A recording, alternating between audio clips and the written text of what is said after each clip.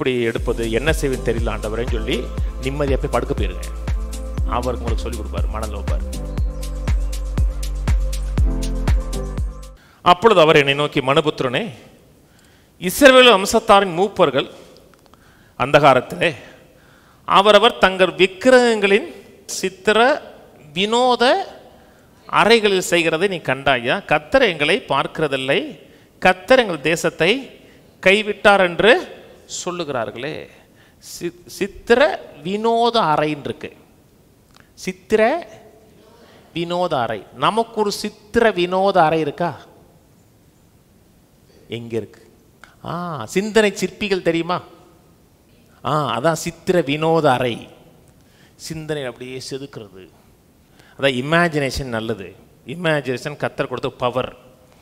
ஆனால் நீங்கள் நிறைய பலதரப்பட்ட காரியங்கள் அப்படியே சிந்திச்சு அது என்ன இது என்ன இது என்ன நினச்சி ஆகிட்டு படுத்தீங்கன்னா கனவு வரும். அதெல்லாம் தொல்லை, அதாவது டூ மச் ஆஃப் சிந்திக்கிறதுனால வரக்கூடியது.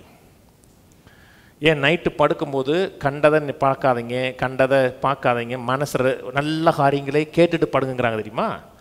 தேவையில்லாத காரியத்தை மனதில் உள்ள வச்சிங்கன்னா அது சிந்தையாக மாறும், அது கனவாக மாறும். அந்த கனவு வந்து கத்தட்டந்து வந்த கனவு கிடையாது. நான் சொன்னது புரியுதுங்களாங்க? அந்த கனவு கத்தட்டந்து வரஞ்சுன்னா சரியான கனவாக இருக்கணும், நேர்த்தியான கனவாக இருக்கும். இதுதான் 8. அப்படி போலவே சொப்பனக்காரராய் இவர்களும் மாம்சத்தை அசூசிப்படுத்தி கொண்டு கர்த்தத்துவத்தை அசட்டை பண்ணி மகத்துவங்களை தூசிக்கிறார்கள். நமக்கு என்ன சொல்றாருன்னு நமக்கு விளங்காது. NLT சொல்றேன்.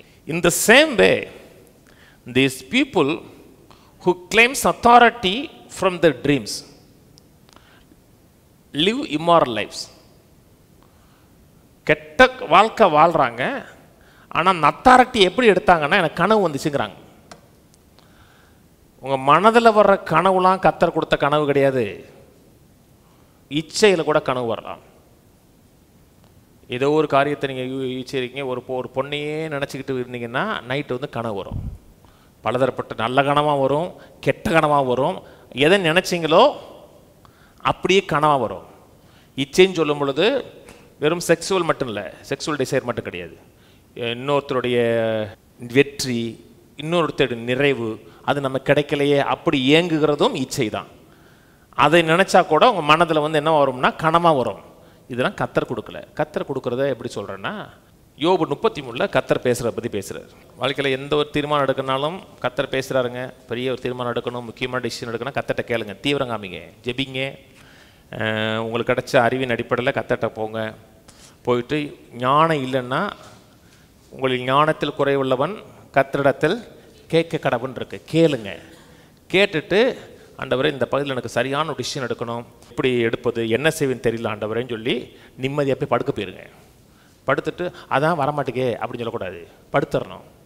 2 பேருக்கு எனக்கு தூக்கம் தான் வரமாட்டேங்கே, படுத்துருங்க. அவர் உங்களுக்கு சொல்லிக் கொடுப்பார், மனதில் வைப்பார். இந்த பெரிய பெரிய காரியங்கள்லாம் கர்த்தர் இங்கே எப்போ சொல்லிக் கொடுத்தாருன்னா மனுஷனை தூங்க விட்டு தான் சொல்லிக் கொடுத்தாரு. ஆதாம்கிட்ட பெண்ணை எப்படி உருவாக்கினாரு? தூங்கும் தான் உருவாக்கினார். பெரிய பெரிய காரியங்கள்லாம் தூங்கும் தான் கர்த்தர் உருவாக்கினார். சில காரியம் கர்த்தர்ட்ட ஒப்படைங்க, தூங்கிருங்க, கர்த்தர் வந்து பேசுவார். யோபு 33:14 வாசிக்கிறேன். தேவன் ஒரு விஷயம் சொல்லியிருக்கிற காரியத்தை 2ஆம் விஷயம் பார்த்து திருத்துகிறவல்ல. For God speaks again and again. தேவன் திரும்ப திரும்ப பேசுறார். அதான் தேவன். God speaks again and again. The people do not recognize it. தேவன் திரும்ப திரும்ப பேசுறார். ஆனால் அவரோட லாங்குவேஜை நம்ம புரியலை. ஒரு ஹிந்திக்காரனை மட்டும் வந்து பேசுறாருன்னா கே ஆமாம் அவ்வளோதான் நமக்கு தெரியும். நமக்கு அவன் என்ன அவன் லாங்குவேஜ் நம்மளுக்கு தெரியாது. அதே மாதிரி கர்த்தர் நம்மகிட்ட பேசுகிறாரு, ஆனால் அவர் பேசுகிற லாங்குவேஜை நமக்கு விளங்கலை. 4 காரியம் செய்கிறார். முதல் காரியம் 16ஆம் வசனத்தில், ராக்காலத்து தரிசனமான சொப்பனத்தில் மனுஷனுடைய செவிக்கு தான் செய்யப்போகும் காரியத்தை வெளிப்படுத்தல். முதல் காரியம் கர்த்தர் செய்கிறது, அவன் செவிக்கு அவனுடைய காதை ஓப்பன் பண்ணுறார். இந்த காதில் உள்ளான இருக்க காதை ஓப்பன் பண்ணுறார். 2வது காரியம், அதை அவர்களுக்கு வரும் தண்டனைகளால் முத்திரையிட்டிருக்கின்றது. ரெண்டாவது காரியத்தை அதை அவனுக்கு சீல் அடிக்கிறார். அவனுடைய மனதில் ஒரு ஆழமான உறுதியான ஒரு நிச்சயத்தை கொடுக்குறார். காதை திறக்கிறார். இதில் எங்கே நடக்குது? சொப்பனத்தில், ராக்காலத்து தரிசனமான சொப்பனத்தில் மனுஷனுடைய செவியை திறந்து அதை அவர் சீல் வைக்கிறார். கான்சியஸ்னஸில் இன்னர் சப்கான்சியஸ் மைண்ட் இருக்கு பார்த்தீங்களா, ஆள் மனதில் பேசுகிற. நல்லா கவனிங்க. சில காரியத்தை நீங்கள் விரும்புவீங்க, ஆழமாக விரும்பி கிடைச்சி ஆகணும்னு ஜெயிப்பீங்க. ஆனால் கத்தட்ட ஜெபிச்சு பண்ணதுக்கப்புறம் காலையில் பார்த்தா அதை வெறுக்க ஆரம்பிப்பீங்க. இதுக்கு நமக்கு வேணாம் போல தோணும். ஏன் வேணாம் போல தோணுதுன்னா அது உங்கள் வாழ்க்கைக்கு தேவையில்லாதுங்கிறத அவங்களை வெறுக்க வைக்கிறாரு. அதனால் என்னன்னாலும் அவர்கிட்ட கொடுத்துருங்க.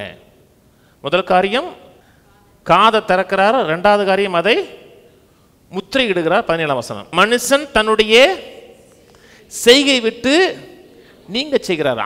அவனுடைய விருப்ப ஆசையை வீங்க செய்கிறார். அவனுடைய பெருமை அடங்கும்படி செய்கிறான். இதை செய்வேன் அப்படி செய்வேங்கிறார். பார்த்தீங்களா? ஆண்டவரே எனக்கு தெரியாத ஆண்டவரே, உங்களிடத்தில் ஒப்படைக்கிறேன், நான் என்ன செய்யணும் ஏது செய்யணும் நீங்கள் சொல்லுங்கன்னா செவியை திறக்கிறார், சீல் அடிக்கிறார். நமக்கு நாம் விரும்பணும் பார்த்தீங்களா, அந்த காரியத்தை வெறுக்க வைக்கிறார். மனுஷனுடைய பெருமை அடங்கும்படிய செய்வார். பெருமைன்னா நான் செய்வேன், நான் விரும்புகிறேன், அதை அடங்கும்படி செய்வார். 18, இவ்விதமாய் அவன் ஆத்துமாவை தேவையில்லாத குழியிலிருந்து கர்த்தர் வெளியே கொண்டு வந்துடுவார். உங்களை ஞானின்னு நம்பாதீங்க, கர்த்தர்ட்ட விட்டு கொடுங்க.